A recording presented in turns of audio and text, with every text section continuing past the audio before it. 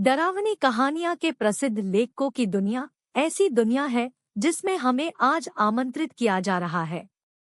यह वह दुनिया है जिसने हमें भय, रोमांच और हास्य की सीमाओं को पुनः परिभाषित करने का अवसर दिया। इन प्रसिद्ध लेखकों द्वारा लिखित कहानियां ने हमें अपनी खासियत दिखाई और हमें एक अद्वितीय दुनिया में ले जाने का प्रयास किया। यही वजह है कि हम इनकी यात्रा को जानने और समझने का प्रयास कर रहे हैं, ताकि हम भी उनके लेखन की गहराई को समझ सकें। आइए एडगर एलन पो उन हॉरर कहानियों के लेखक की दुनिया में प्रवेश करें जिन्होंने डर को कला की नई परिभाषा दी। हम उनकी जीवनी के विभिन्न पहलुओं को समझने का प्रयास करेंगे और उनके द्वारा लिखी गई डरावनी कहानियों के पीछे की प्रेरणा को खोजेंगे। पो की कहानियां ने हॉरर साहित्य की सीमाओं को पुनः परिभाषित किया और हमें डर के एक नए रूप की जांच में उनकी प्रेरणा दोहराने का मौका दिया। इस प्रक्रिया के माध्यम से हम डर और रहस्य के उस अद्वितीय मिश्रण को समझने का प्रयास करेंगे जिसने पो को उनकी प्रसिद्धि दिलाई।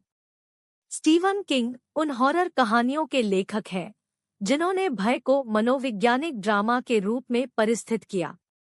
उनकी मनोविज्ञान पर आधारित कहानियां केवल डरावनी नहीं होती, बल्कि वे हमें मनोविज्ञान की गहराई में ले जाती हैं।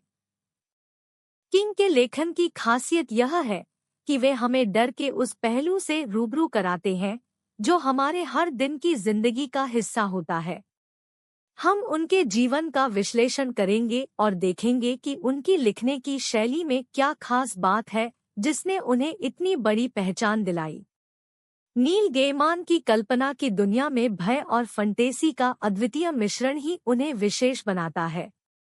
उनके द्वारा लिखी गई अनूठी कहानियां हमें एक अलौकिक यात्रा पर लेकर जाती हैं, जो भय के साथ साथ जादुई अनुभव का भी प्राचुर्य है। हम उनकी विचित्र और अनूठी कहानियों के माध्यम से उनके विचारों और कला की गहराई को समझने का प्रयास करेंगे। उनकी लेखन प्रतिभा का महसूस करना हमें भय और फंटेसी के उस अद्वितीय सम्मिलन को भी बेहतर तरीके से समझने में मदद करेगा जिसने उन्हें उनकी अद्वितीय पहचान दिलाई। अंतिम दौर में हम विश्व के सामने भारतीय लेखकों की डरावनी कहानियां पेश करेंगे। यह स्थानीय संस्कृति, रीतियों और मान्यताओं से प्रभावित होती है और यह हमें यह दिखाती है कि कैसे एक ही भय विभिन्न संस्कृतियों और परिवेशों में विभिन्न रूप धारण कर सकता है। यह हमें भी यह देखने को मिलता है कि विश्व साहित्य की इस प्रमुख शाखा में भारतीय लेखकों का योगदान कैसे विश्व भर में बदलाव ला रहा है।